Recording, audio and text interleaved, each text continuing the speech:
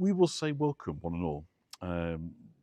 Good afternoon, good evening, good morning, welcome wherever you are. You're joining me here today in York, and we're going to be having a walk round today around the fabulous museum gardens. We're going to be enjoying it for the very first time in high definition, in 1080 HD, so hopefully superior picture and sound quality for you.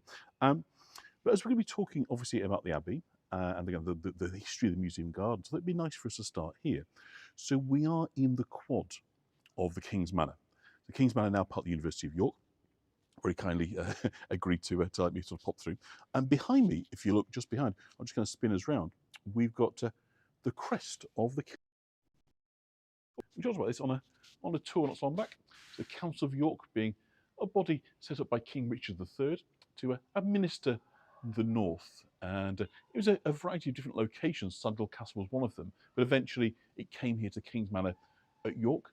So in effect, this was the kind of the royal seat of governance. So, but it's storied past, if you like, this fabulous sort of set of buildings here, albeit much changed. Started off as the domestic surroundings of the abbot of St Mary's. So the guy that sat in charge of the monks and the unordained community lived here. Pretty grand surroundings, I think you'll agree. And you can sort of see really that this was, the life of a senior churchman was in effect like an aristocrat. These people were living very, very comfortable lives indeed, with servants, great comforts and so forth. And of course the argument was that in providing sumptuous digs like this, they could entertain. And the people they were setting out to entertain, of course, were the very wealthy pilgrims passing through the city, or commercial traders, who could be entertained here. The finest surroundings, luxury, wonderful food, drink, hospitality, and so forth. But of course, in exchange, they're expected to contribute deeply to the plans, if you like, whether that be a new stained glass window, a library, a foundation for perhaps training clerics, educating the poor, whatever it was that was the scheme that was kind of the next cab off the rank for the abbot. Those that were staying here would be expected to make a contribution. So it's kind of fundraising, really. It's not kind of some kind of $10,000 places or sit and eat with the presidential candidates that they have. No doubt will be happening a lot right for the next year over in, well, not even a year, is it now? It's a few months till the US election. Huge amounts of fundraising. There's nothing new in that. Human nature is, you get the proximity, you get the comfort, but you need to dig deep. But of course, these people that were coming here would have been Christian, committed Christians who were practicing the Catholic doctrine of charity. And donations to the church were very much a part of that kind of doctrine. So they were expected to dig deep and demonstrate, if you like, their worthiness as good Christians by funding. But when you look around at this set of buildings, much knocked around over the years, it has to be said, it is a remarkable, I think, pad, if you like, a kind of palace for, and of course, nothing to do with the Archbishop of York. Rival sort of power, if you like, is the Abbot of St Mary's. And just a kind of little aside, the very first kind of Robin Hood book, or the oldest version that we've got, the Jest of Robin Hood from the 1490s, that actually predates the Sheriff of Nottingham. And actually the baddie is the Abbot of St Mary's, the guy who lives here, but he's got exactly the same kind of proclivities as the Sheriff of Nottingham, insofar as he won't think twice about throwing it off your land if you can't pay your rent. So it's kind of interesting that on the one hand that people, held up the church to these incredibly, kind of high standards, if you like, and didn't question the word of the church, but equally and simultaneously were able to be quite comfortable with the idea that individual churchmen could be in effect like kind of robber barons. So it's kind of interesting to think about that kind of medieval mindset as we do. So we're just going to pop through and show you the front, which we've seen before on tour, but it's always wonderful to have a look at. So just pop through. Thank you very much. So just going to orientate you as to where exactly we are. What Fahrenheit would it be right now? I guess maybe low 70s, somewhere in that region. It's not scorching hot, but it's just a seasonably warm. So about 71, 72 degrees. So this is the front that we've seen a number of times, of course, on tour. The famous crest, King Charles I. So it really is a gorgeous place to be. So I say this has been much sort of changed, knocked around. If we're kind of looking closely, we can see where windows have been, where they've been kind of taken out, replaced. You can see there above the stone mullion windows, you've got evidence of an earlier window frame. that's been around there. So these buildings have not been kind of frozen aspic in any way. They've evolved, they've kind of grown over time, there've been a variety of different functions. This was also part of a school. The Manor School was here, famously associated with Anne Lister, the kind of the prototype, wasn't she, Anne Lister, the kind of female empowered businesswoman, and of course kind of gay icon. She was at school here, so a dormitory, famously thrown out of the school age 14. So this has been like a variety of things, but its principal and initial function was, as I say, the residence of the Abbot of St Mary's. So St Mary's Abbey that we're going to go and have a look at now in the museum gardens was the richest and most kind of well-supported monastery in the north of England. Not hugely surprising given that York was, in effect, the capital of northern England. And as we kind of go around, once you notice the walls which surround, and it's really easy to kind of assume that this is part of the walls of York, not least because they're so close. So I'll kind of bring you over and show you what I'm talking about, but it's not. This is the walls of the Abbey. So the Abbey was protected, it was defended, not least because it contained, you know, extreme levels of wealth. And you think, well, why would the church need protection? Well, think back to the Viking raids, you know, that was targeting, you know, the wealth of the kind of Christian church. So the church became very focused on protecting what it had from kind of invaders and those that would seek to kind of destroy it. So this, whilst we kind of spin around over here and you look at Booth and Bar in front of us, it's entirely separate. So you've got the walls of the city over there.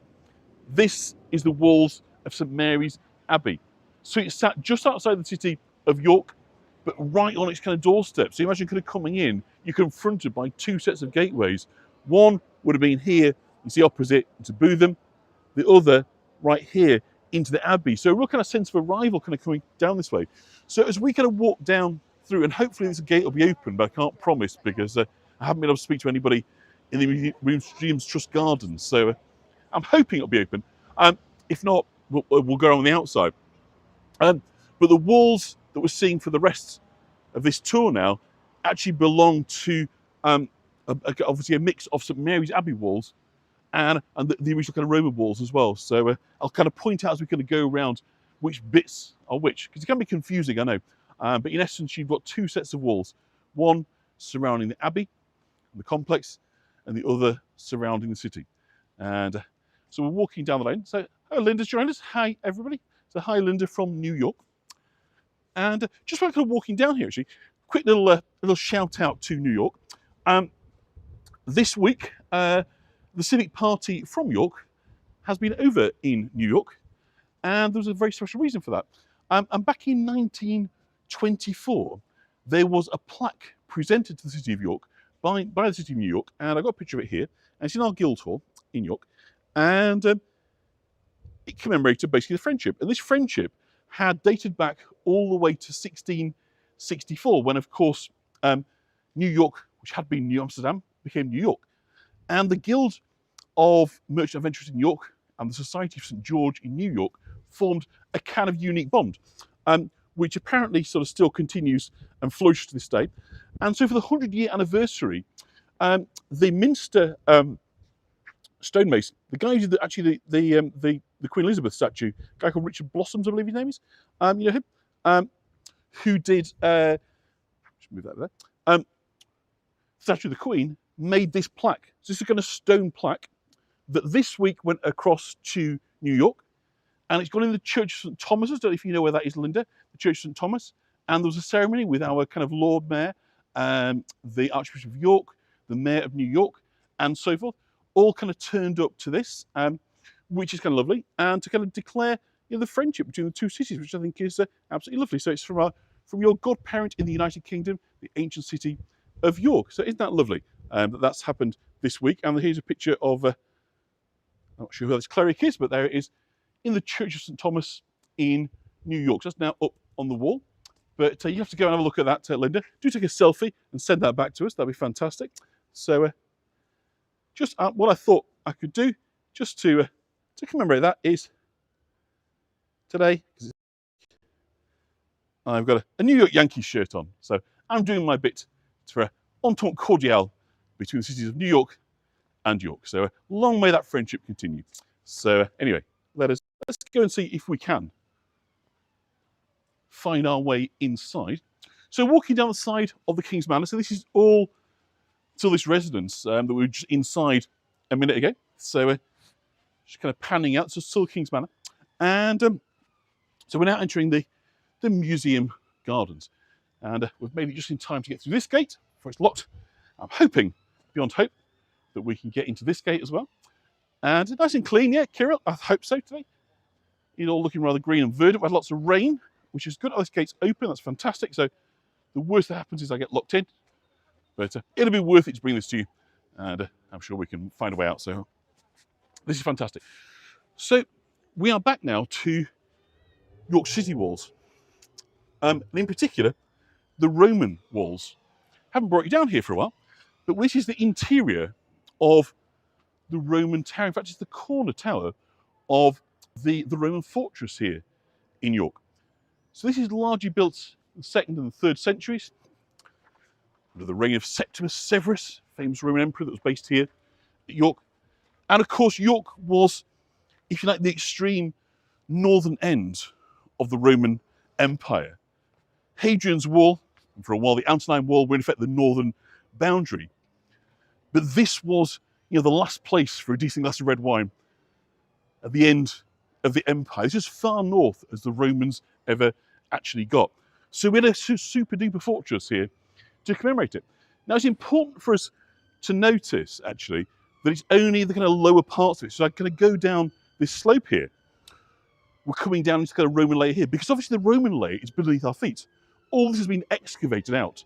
So these tombs, these Roman stone tombs that we see around us, date from the Roman era, and of course being buried in a stone tomb indicates these are people of kind of high social, wrapped in cloth, and put into place to last, as you might say.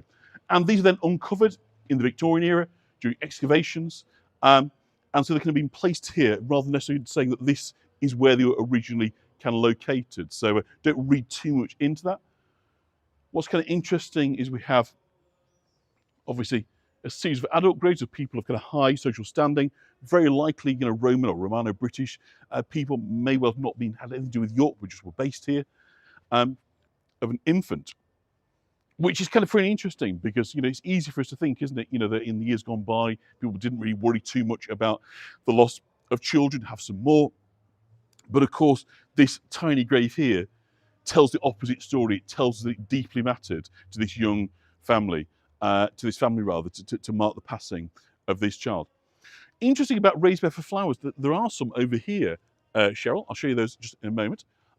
So when we look at the walls coming along here, I'll kind of take you on a sort of span down. Hopefully, do let me know if the picture freezes. I'm not quite sure how the 5G will presume work out down here. But anyway, assume it'll be okay. Is you've got different sort of stages, different levels. The lowest part being the Roman, but then further up being medieval, and even up to sort of the early sort of modern period up at the top. And there's a reason for that, which we're going to demonstrate as we kind of walk down here. But first, let me just get some water. And so I'm really glad I've got it here, because it's frustratingly, it's often locked up, which is really frustrating because it's a wonderful historical asset for the city. And if you know what you're looking at, it's a fabulous sort of story to be told. So we're kind of walking in the line of the Roman fortress. As I say, these walls have been built up over time, defensive fortifications, but precisely in the line, as we kind of run down, we get a kind of sense now of this really big foreboding kind of focus. This was very, very typical. What we know of the Romans is they kind of built to a blueprint. Wherever they were, they built the same kind of buildings. Whether they were in kind of France or Italy or Britain, it was, in essence, it was the same plans, the same buildings. But what we know then, therefore, we can say with confidence, is there should have been an interval tower right here. Not least because they very helpfully lifted a sign saying Roman interval tower. So we know that there should have been a tower here because these things were built symmetrically with an even distance. And it also means that the tower over here has no business being here. It is, look, it's pretty, the flowers. Look at the flowers and the Roman walls all merging together. Just an absolute delight, isn't it? How can we not love York? So this tower is an imposter. it's not Roman at all. It is, in fact, from what we call the Anglo-Saxon period. And what that means is that it's come later, because the Anglo-Saxons really associated kind of 5th, 6th, 7th centuries, 8th centuries, whereas the Romans up and leave at the beginning of the 5th century. So what it would seem like is that the Anglo-Saxons coming across the North Sea, from Northwest Europe, from Germany, Denmark and so forth, come here and they settle in a land.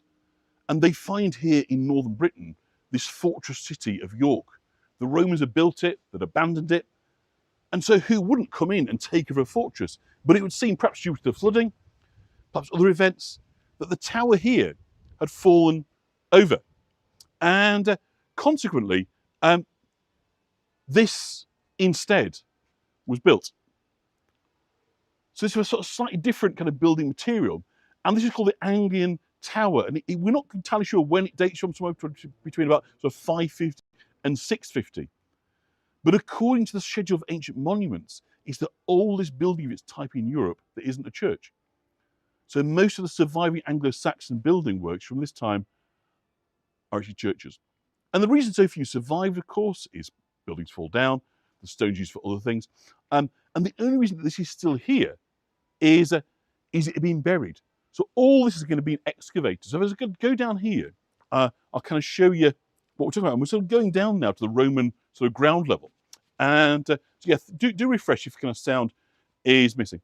And what we have here is an illustration of how the varying sort of ground levels have impacted on the development of this area. So consequently, when we see here, Roman bank.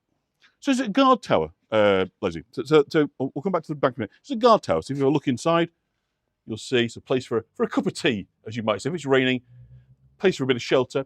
So that's what it's for. It's an interval guard tower. So is this Roman bank here? He's not talking about a money bank. What he's talking about is the embankment, like the soil up against a wall. So when you build a wall, first of all, those walls would have been made of wood, like a sort of a stockade fortress, okay? Then over time replaced by stone. But to shore them up, to give them some ballast, if you like, you'd pile earth against them, so you couldn't just knock them over with battering rams. So that's what it means. The bank is the top of the embankment. So we know that this is, if you like, the top of the embankment, so the wall, maybe another sort of 8-10 feet from here. This would have been the top of the Roman fortress, because much of the Roman is below where we are now. Before you turn your speakers off, I'm fantastic you're back in the room. Then we've got the next level, is the Dark Ages bank. So this is like an Anglo-Saxon leading to the Viking kind of period. And again, what you'll see is it's risen up by about a yard, about a metre, about 2 or 3 feet, somewhere in that kind of region. And again, the Norman bank into 12th century, another metre or so, and then we've got the medieval level above. And what we're seeing is this kind of gradual build-up associated with kind of build-up of detritus, that over time, land levels were going up because we had no effective method of waste disposal. So in other words, we're kind of heading towards the moon. And so as of course the bank grows up, then so the walls need to grow up as well. So I said I'd explain why it was that the defences are kind of built up over time. It's because, of course, as the ground level goes up, then, of course, in turn, the defences become less sort of foreboding, less effective, if you like. And so, consequently, when we're looking at it, you're seeing various different layers that are going to be added to kind of keep the defences working in the manner they're intended to. We've also got here, by the way, I don't think I can get through. And again, I don't want to risk, I suppose I could go through. We've got, this gate's open. The wall here behind us that we're just kind of passing through is the wall of the hospital. Because another operating part of the, make sure I'm going to come around the right place. I'm going to get locked in. There's always a slight hazard. Yeah, sorry. So into Library Square now. That part of the Abbey, so already we've seen, in this complex, we've now seen evidence of the Roman settlement, the Roman fortress. We start seeing King's Manor Fortress, King's Manor, sorry, which was the home of the Abbot of St Mary's. And we've also got here the remains of the hospital. So another really kind of important part of, if you like, the faith in action was the provision of hospital services. And when I say hospitals, this was not really akin to a modern hospital, much more approaching a hospice, kind of palliative end of life care. And it was about preparation from moving from this life to the next. And what's kind of really, really important for us to kind of know and to recognize is that the focal point of people in the medieval era was entirely kind of Christian centric. It was about how to attain salvation in the next life. So everything was kind of seen through that kind of prism of what can I do to improve my chances of attaining a kind of a place in paradise. Which, when you sort of look at it kind of through those terms, you can understand how that then shapes behaviour, particularly around patronage. And patronage is incredibly important. If we can get back through that gate, if I can, we'll just go back that way and go through. And I'll just show you one bit for the other side of that. So patronage is basically the wealthy using their individual wealth to enable a church to deliver their functions, whether that's in terms of buildings or charitable activity, education, whole kind of range of things, right? And there was, of course, the famous verse in the Bible: "It's easier for a camel to pass through the eye of a needle than it is for a rich man to enter the kingdom of heaven." So in other words, they were stacking the odds against the wealthy, saying you have to work super hard and really demonstrate your piety by tipping up big time. And that if you do so, then of course you'll be rewarded eventually for your place in heaven, but you have to work for it. And so, thank you, Leslie. And so what we're going to see here in these buildings, firstly the hospital, and then we're going to have a look at obviously the hospitium, we're going to look at the main abbey itself, is faith in action. This is, if you like, people investing their private wealth into the church. And of course, this isn't a story just about York or even just about Britain. This is a kind of story of Christendom. We could just as well talk about the Medicis. We could talk about, any of the kind of the big, wealthy patronage families. So whether you're in kind of England, or whether in York, maybe Oxford, Venice, Florence, Rome, is always the same story. Paris. It's individuals of means and wealth using their money to enable the church to operate, to flourish, and of course to praise God. So when we look at these buildings, this is faith in action. And this was sponsored by a chap called John Romanus. It was finished around about 1265, this hospital. And as I say, it was a place where, I'll show you the Easter Bunny right over here. He's rather fab. I don't know if to feature him on the tour before.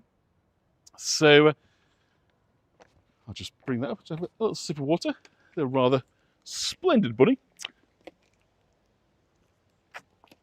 So John Romanus is a devout Christian, and he is, of course, putting his money where his mouth is and enabling this Augustinian priory, which is the Augustinian monks in the priory, to tend to the needs of those at the end of their lives, about, if you like, make that final journey from this life into the next, to usher it in.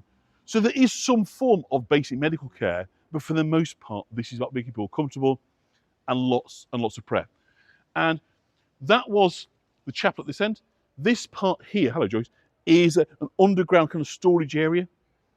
But what I kind of love about this is when we kind of go in, and again I have to watch the signal because it might just drop a minute, is every bit as grand as something at kind of Fountains Abbey or the kind of wonderful kind of treasure houses of the north. That when John Romanus put his money into this, he wasn't looking simply to build a building that was functional. He wanted it to be exceptional. Because again, this is kind of conspicuous demonstration of piety. Look at the quality of the stonework, of the engineering, of what's been done here. All it really needed to do was dry and fireproof. But it goes way beyond that. And this, in effect, then, what you've got is like almost an arms race of these wealthy patrons looking to outdo one another. Because if there is a salvation to be had, they're not going to, jeopardize it or risk it by penny pinching. They're going to go all out, secure that for themselves. So when we look at Europe, this is the history of kind of Western Christendom we talk about here, not just simply York. This is the history of patronage, of public buildings, that are kind of being developed for the purposes of the church, charity, healing the sick, looking after the poor, etc. But wonderfully, in York's case, gloriously also enmeshed with other historic pedigrees. So if we come over here, we see a very, very distinctive pattern of Roman herringbone. So, we've got basically a medieval hospital belonging to the Catholic Church run by Augustinian monks that is blended with existing, but heavily decayed by that stage, Roman architecture. This wonderful blend of York, where everything is just a wonderful kind of a combination, a wonderful mess, if you like, that just sort of brings together these different time periods and makes it so joyous that it's not like a Paris or an Edinburgh Newtown, where it's kind of based on one time period, and you've got to look at architectural purity. We've got a wonderful kind of mismatch of a blend of different eras, different generations, settling for, make sure you're not being locked in, settling in and making sure that it met their needs. That actually we were in a position, if the Romans have gone, well then you build the fortress around your needs. Oh my God, I've been locked in. I have actually been locked in. I'm not joking. So we are now going to have to do a bit of a scramble over the fence unless I can catch somebody's eye, or if in fact this gate is open. With a bit of luck, this gate will be still open, and we can do that. But that was not great. Oh dear. This is one of those tours. So it looks like maybe I can get out of here. We'll see, but this gate's locked. It may be we have to climb over, which is not ideal, but there we go. They obviously didn't know I was in. I've been talking nice and loud because I thought I'll be able to hear me, but with a bit of luck, this gate will open.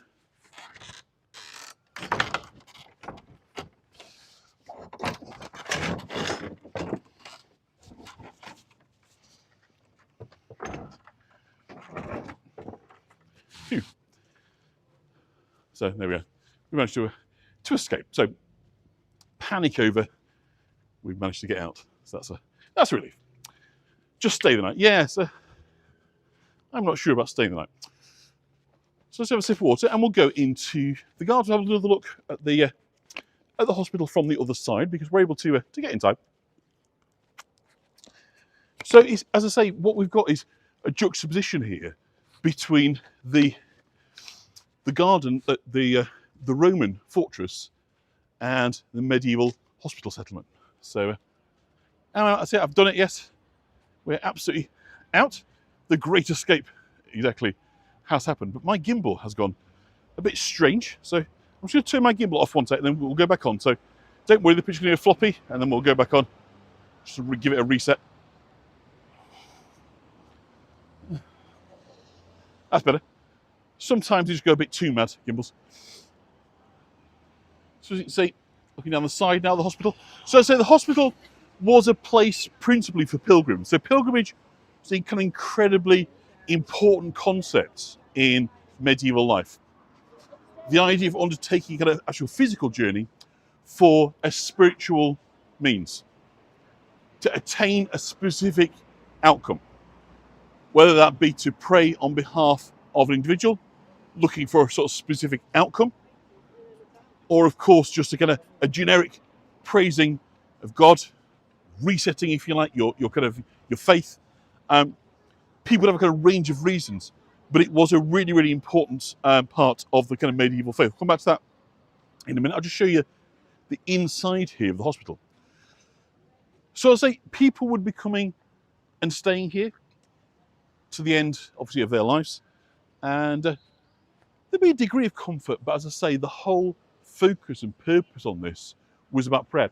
And a good number of these pilgrims, would have arrived in a fairly poor state. They may have taken big, long journeys to get here.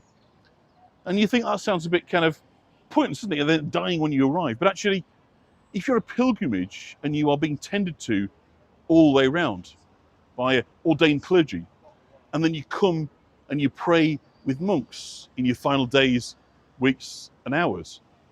Actually, it's a pretty good way to go out, isn't it, if you're a person of kind of profound faith. So the signal may drop, so I'm not going to stay in here for long. It does give us on this image here a nice visualization of how the Roman fortress would have looked. And we'll have another look at the Roman fortress in a minute. I'm not going to push my luck in terms of the signal. We'll come through and we'll have another look now at the other side of the Roman fortress. So I'm just trying to keep us right into the sunlight as well. Try and steer us so we're not pointing right into the sun. So looking lovely against the blue sky, the glorious stone, the magnesium limestone we find everywhere in York. And the Romans are the first really to harness this stone. It's found at a quarry, a place called Calcaria, or Tadcaster as it is today, which is about 10, 11 miles to the west of York, between York and Leeds. And that is the source of the white magnesium limestone that we find is being used as the building material for the Roman fortress, for the minster, city walls, etc. Everywhere almost in York built from this same stone, and it's mined at Calcaria, Tadcaster, which these days, that's been the last 250 years, famous as brewing town. So lots of beers made there. So again, we've got more Roman tombs here, dotted around in the gardens. The kind of early Victorian archaeologists were more kind of enthusiastic than scientific.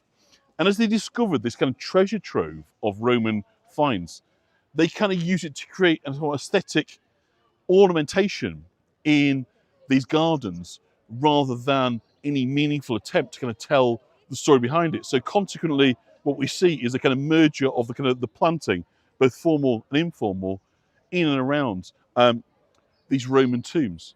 So you can kind of forgive that. It actually works rather nicely. But of course, if we'd done it these days, a good deal more care and attention, measuring, monitoring would have kind of taken place before these have been excavated. So unfortunately, in many respects, it's kind of lost opportunity. But thankfully, the archaeological sort of legacy in York is so rich that we're pretty confident that we've got a really good story, pretty good idea about the city during this period. And we just get another 6. It's really rather warm. So again, I'll try and get in to the bloom. So hopefully the HD signal is holding. It's very busy in here. So of course we have 4G thieves all over the place. So if the signal flickers, you understand why. Let me just come around. So we now get an external view of the walls. And what we saw, of course, internally was everything was kind of a bit rough, a bit sort of cobbled together. And that's because it's internal. You're not going to kind of see it. You're not going to put your effort into it because obviously building in stone is a tremendous effort. The 9th Legion were responsible, the famous 9th Legion, who are rumoured to have disappeared. They may have rocked up into Nijmegen in the Netherlands, or they could have disappeared off the planet. They could have been destroyed by a Pictish or Scottish tribe.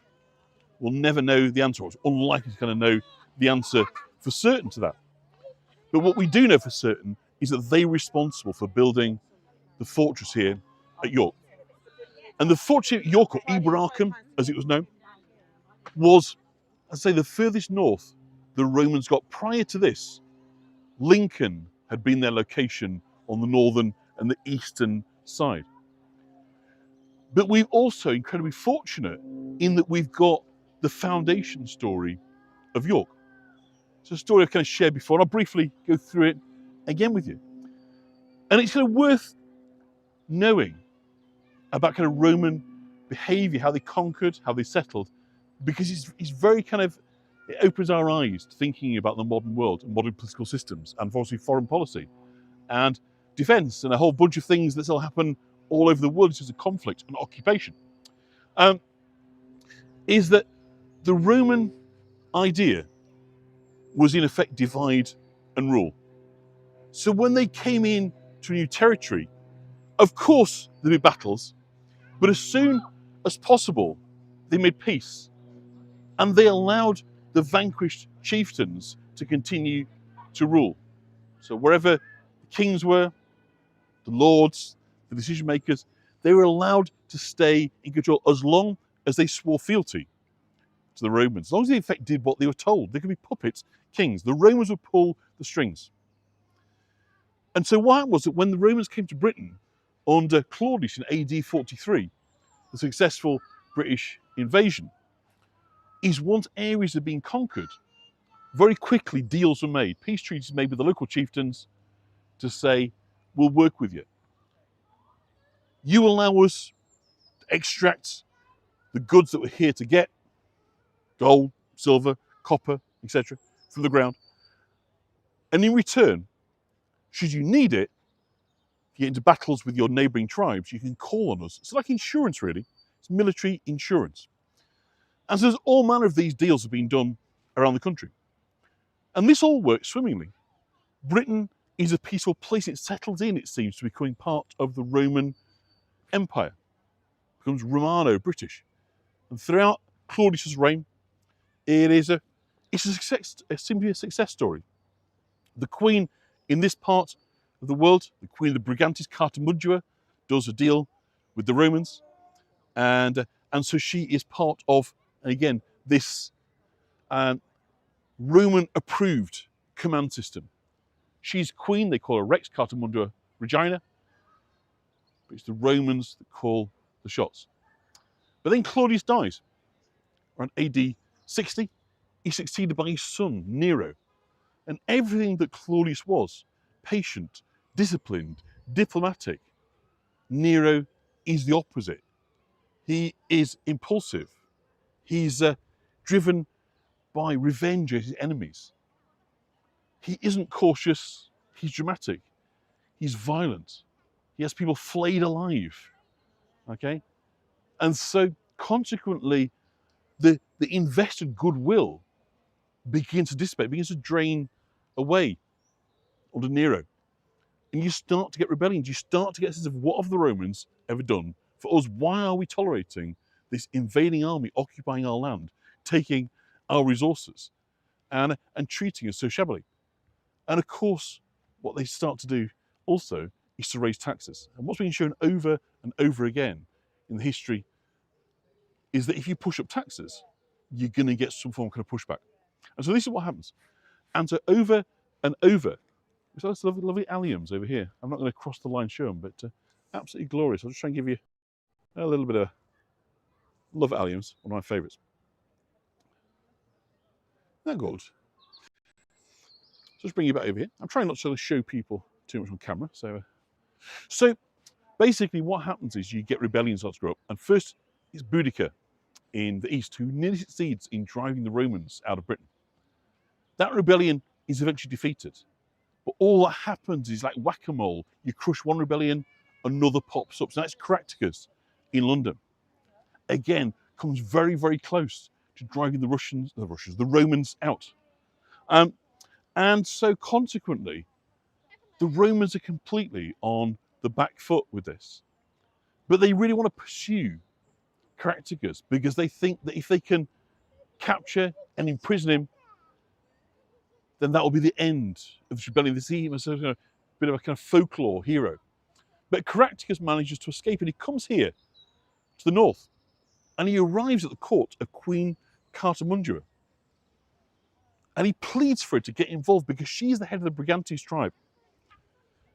Thousands and thousands of warriors. He says, come and join us. Come and join the Rebel Alliance. And between us, we can knock the Romans out. And we can reign again. Independence. And celebrate our liberty. So Queen Cartamundua has a dilemma. Does she ditch her Roman buddies and go be part of Caractacus' alliance, or does she go the other way? Does she, in fact, decide to stick with the Romans? And that, if you like, that dilemma was made more complicated by the fact she split up with her husband. Her estranged husband, Venetius, was very, very close to Caractacus.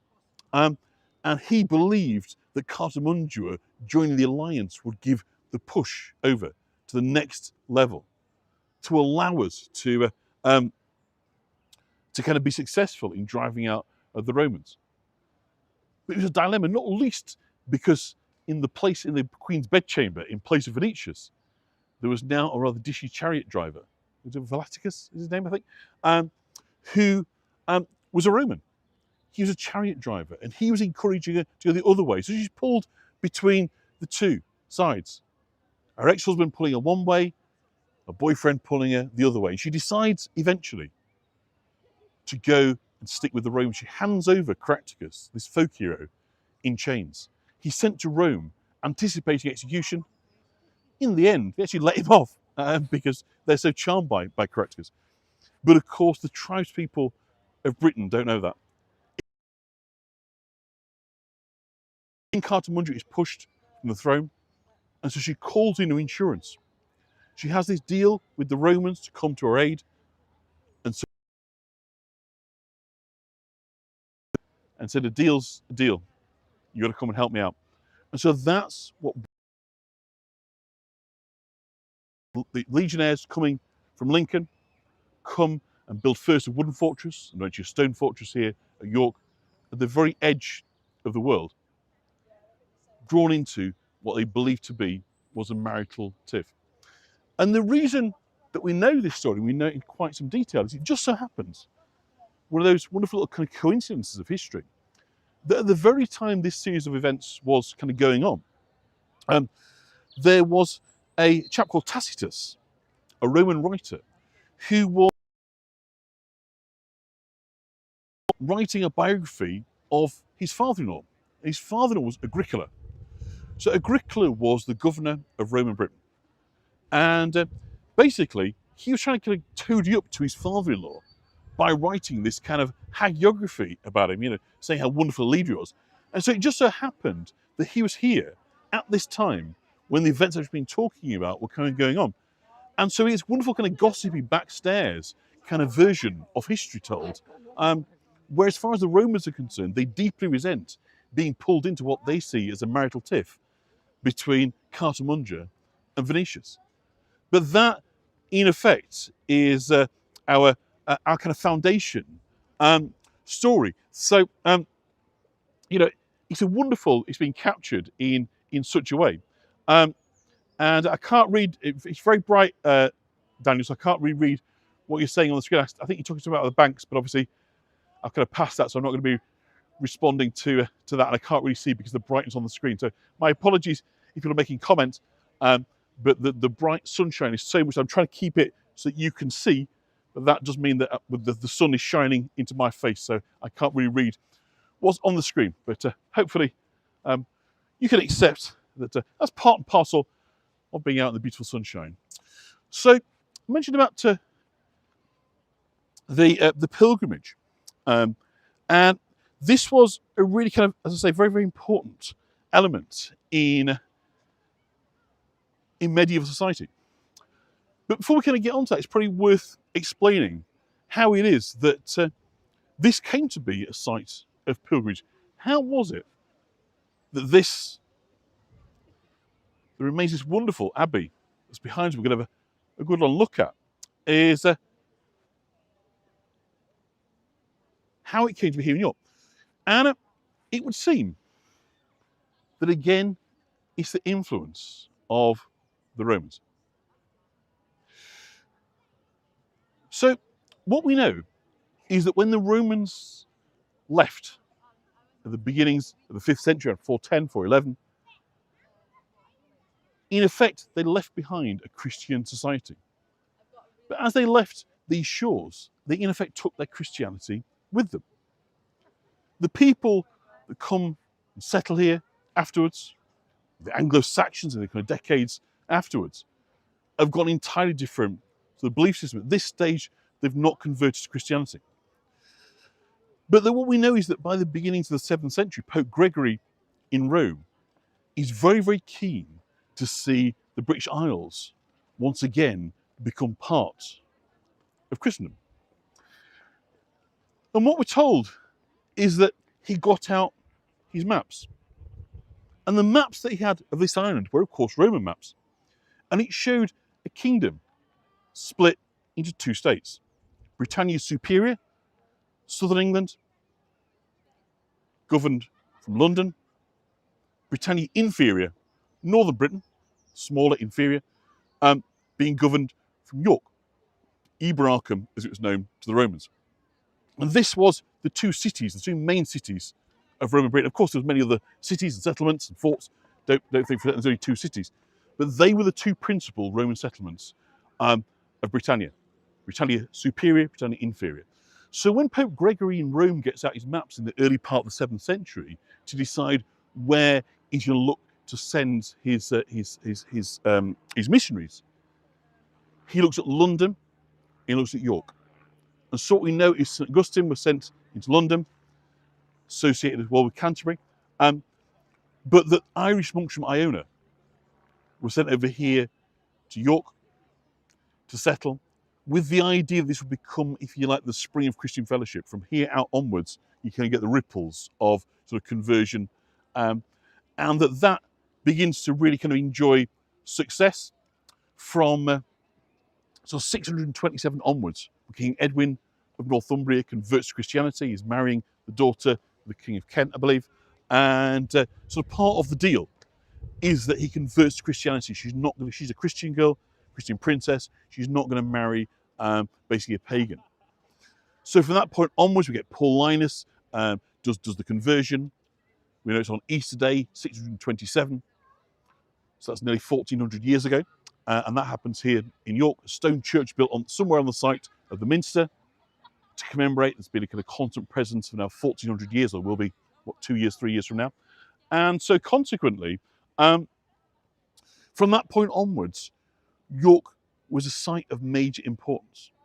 Now, it didn't have its own patron saint until a little bit later on, into the 12th century, when St William becomes the patron saint, the important saint of York. And so this becomes an important pilgrimage centre. And the pilgrimage sites can be found mostly, not exclusively, but mostly on the eastern side of England. There's a main pilgrimage route that kind of runs up, it's out of Durham, so St Cuthbert, working down into York, Lincoln, Peterborough, Ely, all the way down to Canterbury. That eastern side, the kind of main Roman route, the A1 side, that was the major pilgrimage route. And there's pilgrimage routes, of course, that crisscross Europe. El Camino from France and Spain, very famous. One of them going down to Lourdes, going across to Rome. Some would go all the way to Jerusalem on their pilgrimages. But most people would go to their local pilgrimage centre. They might walk for anything up to a week to get there. It'd be done communally. So whole kind of congregations, after the planting had been done, but before the harvest. So springtime was the harvest time. It's captured wonderfully in Chaucer's Canterbury Tales. If you remember that from school, with its kind of opaque language, very, very strange language. And hello, Carol from Austin. And, very, very difficult for us to understand it if it's not in translation, because it's really kind of different language. But that captures a moment in time where a group of people that haven't really got that much in common are going on a pilgrimage, setting off from Southwark in London, going down to Canterbury, and they tell stories along the way to kind of pass the time, to get to know one another. And some of them are very highborn, some are very, very low, some are, outright criminals, some are wonderful sort of servants of the church. But what they all have in common is that, of course, once they arrive, they need somewhere to stay. And so what we're looking at here in the Hospitium is something that functioned as, a place of hospitality for the monks. So that those that were coming on pilgrimages, once they arrived, would have somewhere to stay. Somewhere they could, obviously be fed, could sleep. And so what we believe is that upstairs is a kind of dormitory area, or would have been a dormitory area, and that downstairs you'd have had big long rows of tables, fireplace, orderlies bringing kind of food and drinks and so forth. And that these guests of the monks of St Mary's Abbey would be provided hospitality. And that during their pilgrimage, they'd stay here, they'd live within the monastic community, be looked after by the orderlies, perhaps more than the kind of ordained monks. But then they'd, of course, play a big role in the religious life. And that's the main reason they were here. We'll talk about that in a minute. We'll look at the Abbey. But just kind of show you the Hospitium. So, like many buildings in York, it's been substantially, of course, renovated. It wouldn't have looked like this by the early Victorian period. It was very shabby indeed. But thankfully, it was recovered and rebuilt in time before too much of the building had sort of fallen away. I mean, the question why it's here is an interesting one, because it really should have been pulled down as part of the destruction of the monasteries by Henry VIII, but it would seem that it was spared for whatever reason, obviously decided it had a more kind of secular function rather than purely sort of monastic. We can look inside. Oh, they're reflecting there, but the wonderful kind of stone pillars. It really is a beautiful spot. Often now used for kind of weddings and meetings and sort of social functions, run by the York Museums Trust on behalf of the city, and absolutely glorious building inside. And I don't know again how much we can see because I can't climb up. But we're in the upstairs doorway, absolutely beautiful. But of course, the other problem, or the main problem associated, so the chapel's next door. The chapel's been pulled down. So I said earlier about when the monastery was pulled down. It's surprising this was left intact. But this was the chapel, so the chapel had been destroyed. But what's kind of interesting, of course, is that with people coming on these pilgrimages, you had a great deal of proximity. People kind of coming together and travelling, living kind of cheek by jowl.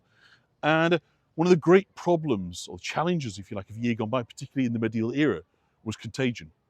We've got disease that can spread like wildfire. We've got very little by way of medicine.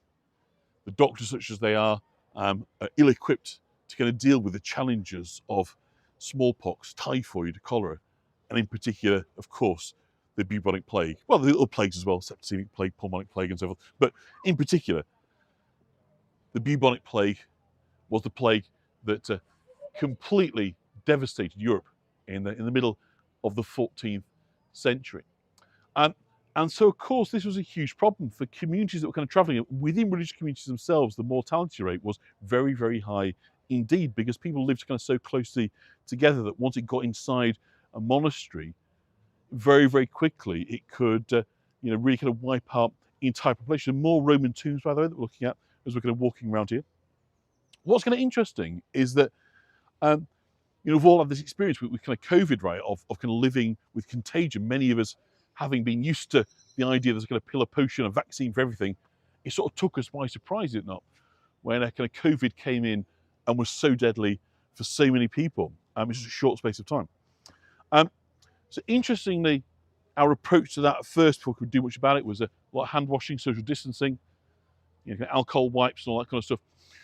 The approach in the medieval era is rooted in architecture. If you look at the pitch of the roof here, very, very exaggerated and much higher than it needs to be.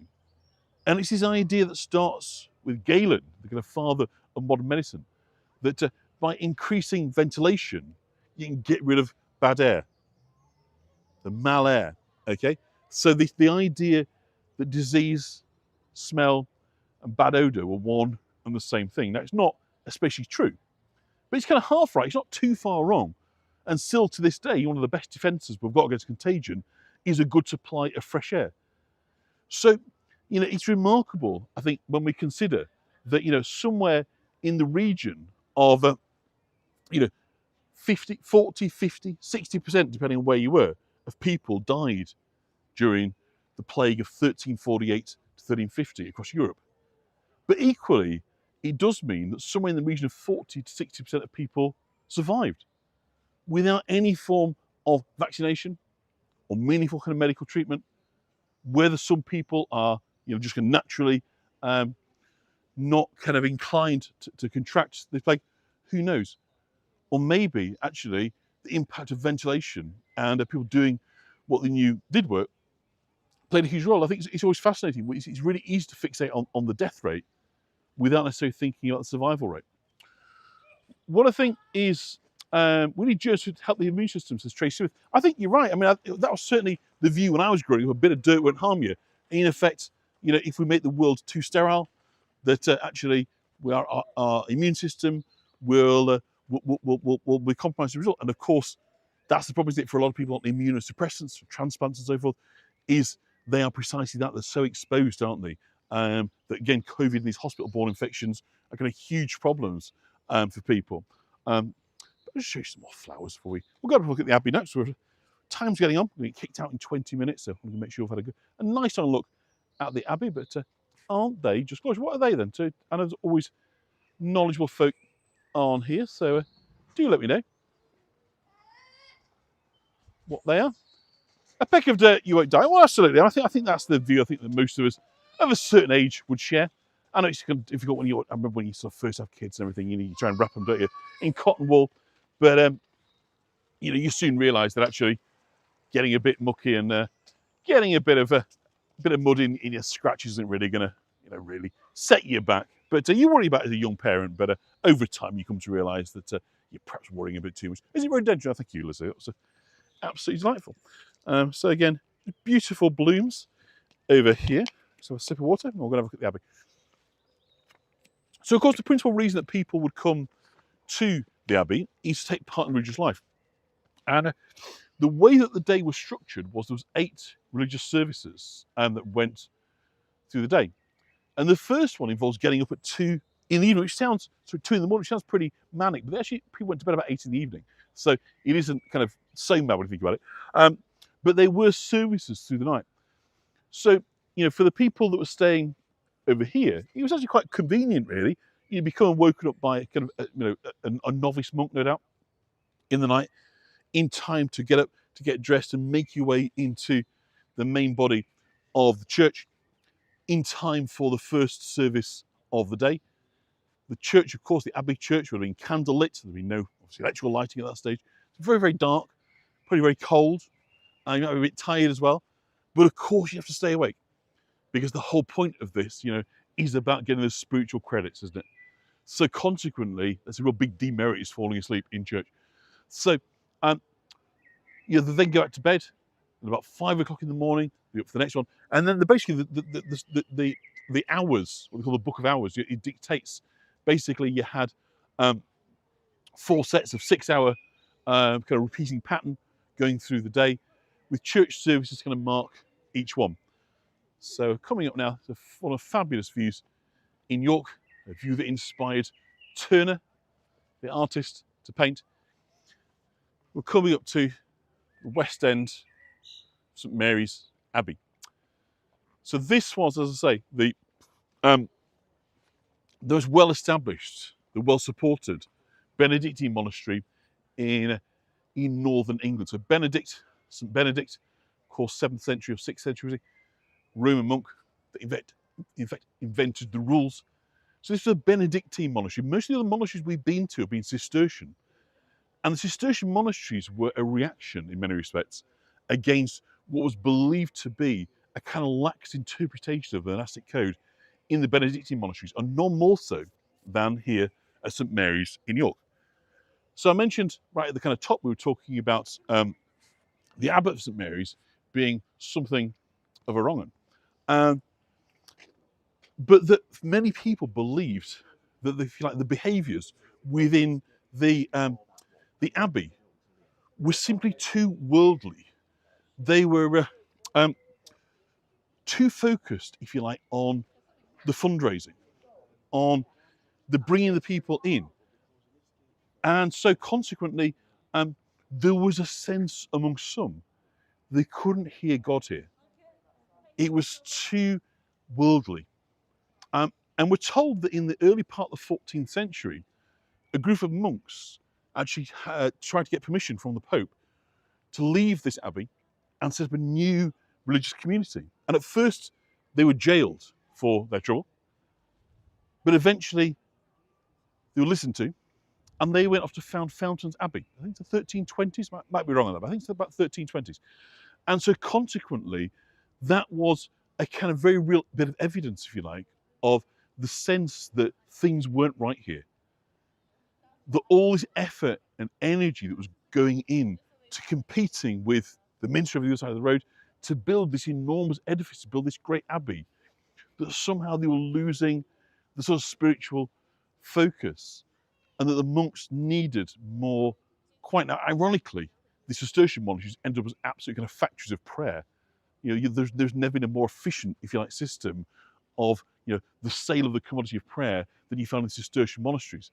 But I don't think it's kind of started out. It wasn't the intention.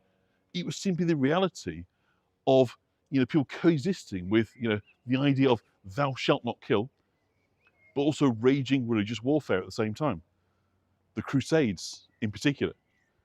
So people have been trying to square that circle between seeing what's doing as God's work, but at the same time protecting their souls, following the commandments of the Old Testament. The intermediaries within this were the monks.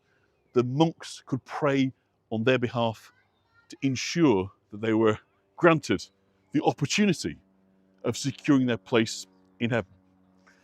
So in effect, the monasteries became big business. The business was the saving of souls. In return for that big business, so that building we're looking at now is the rear of King's Manor, where we kind of started up on the other side. So we're going to spin around for one of the great views, I think, of York. The elevation, the eastern side, so the high altar would have been behind us. You've got the kind of choir screen running across the middle. So that's for the laity down in front of us, behind me. So it's spinning around this side. The east window would be at that end, the altar. But this would be for the ordained clergy only. So the pilgrims and so forth are down in this end of the church and the chapels. So I think it is an absolutely magnificent building. Thank you, Cheryl. Remind people to subscribe. The light is just meant to read a message for the first time in about 10 minutes. But isn't it just fabulous? I'm loving that look against the blue sky. I'm hoping the picture quality is good. So let's just kind of wrap up then by a reminder how it came to look like this, because of course it didn't look like this in its heyday. It was a complete abbey, a very beautiful building. How did it come to be a ruin? Well, the first thing to say is it wasn't a disaster. It was a disaster, but it wasn't a natural disaster. It wasn't an earthquake or a fire. That isn't what did for this abbey. What did for it was the deliberate policy of England's most famous, notorious monarch, King Henry VIII. So King Henry VIII started off as the defender of the faith, a title that he was given by the Pope. Such was his piety. He was known to be one of those, the most kind of pious, dedicated, faith-based kings in Europe. And yet he ended up destroying the monasteries. So, we really got a kind of interesting case in point here. How is it this man who sets off to defend the faith ends up being the man that pulls us away from that faith? Well, it's all to do with the idea of legacy. In particular, the idea of a male offspring. Henry, of course, had come through the Tudors, which had emerged from the Lancastrian branch of the family, a bit like the Red Rose wedding in Game of Thrones. No one else really left alive. The Tudors, pretty distant relations really, had managed to secure the throne under Henry VII. But there was a sense that it was far from secure. And that, of course, the last time anybody had tried to put the girl on the throne, the Empress Matilda, had caused civil war in Britain. And so, consequently, the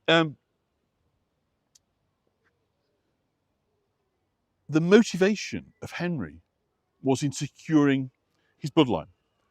He'd been married, of course, to Catherine of Aragon, and she was a very, very devout woman, and apparently it was a very, very good marriage. They were very well suited. They'd been married for almost 20 years before the cracks came in. And it wasn't really about love. It was about legacy, about having this male child. And of course, hugely complicated by the arrival on the scene of Anne Boleyn.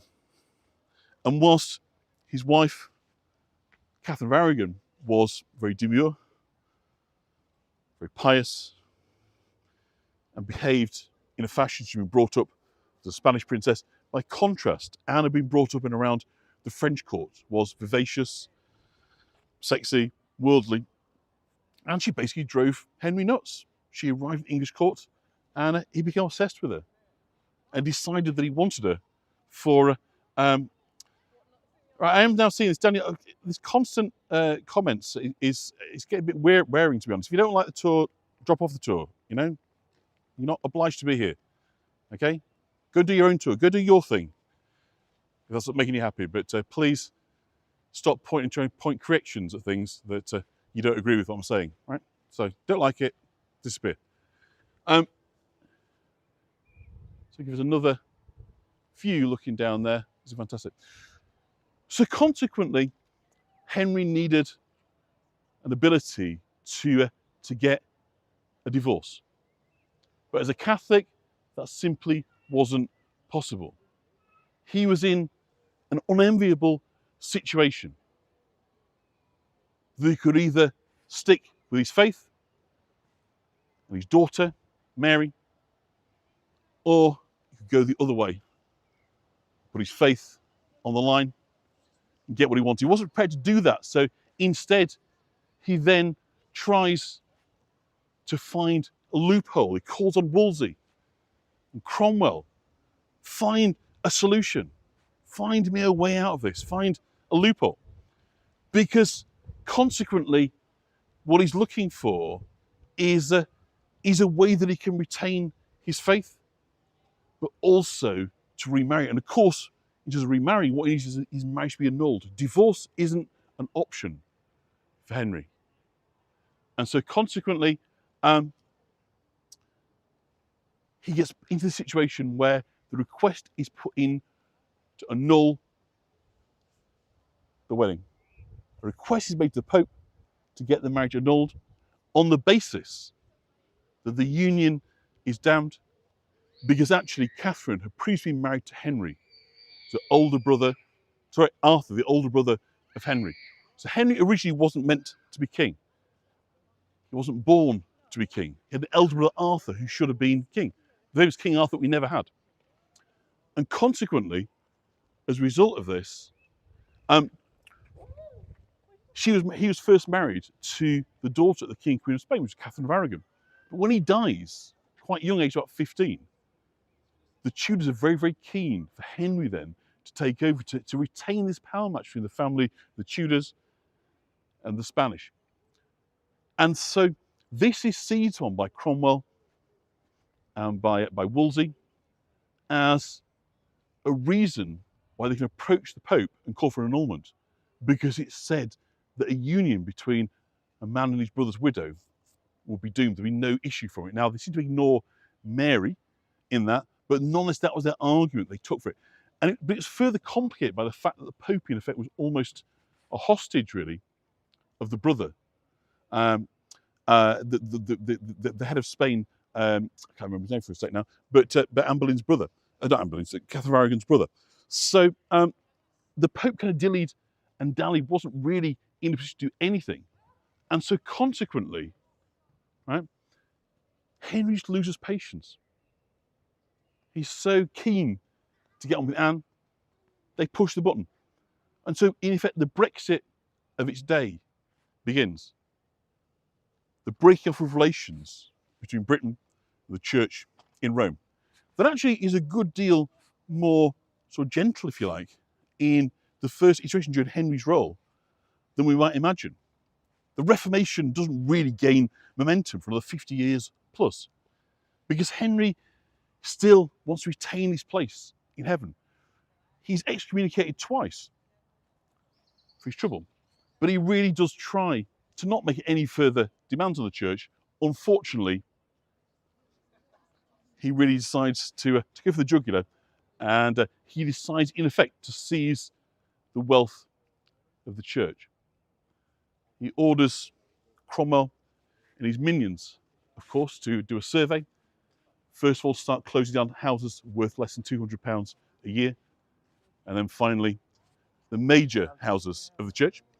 And so consequently, St Mary's, being the largest, most well endowed, is one of the last ones to close down.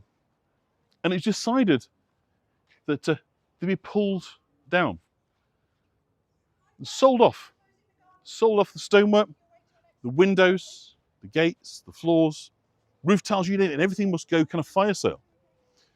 But equally, at the same time, it was decided that they weren't going to remove the traces altogether.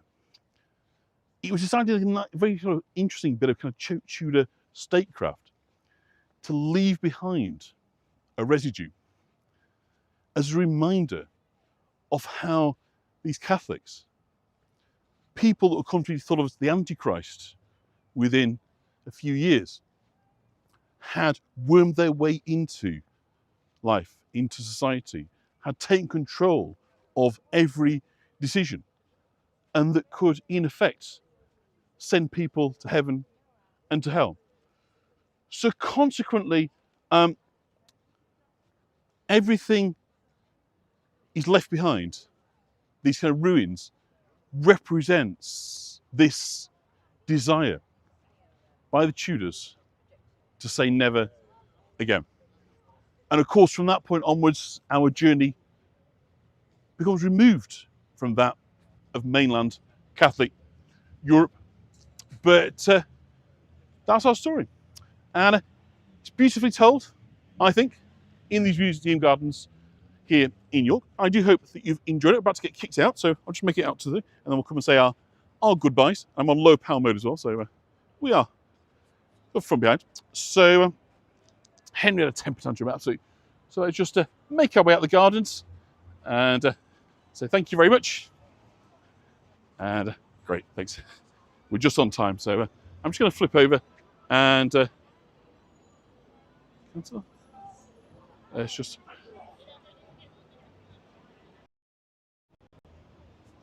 So there we go. So thank you everybody for joining me here in York. An absolute pleasure, for the most part, to be with you. And I will be very, very soon. And as I say, hopefully you've enjoyed it. For those that didn't or didn't rate the content, other guides are available. So thank you, everybody. And I'll be speaking to you all very, very soon. So thank you from York and goodbye.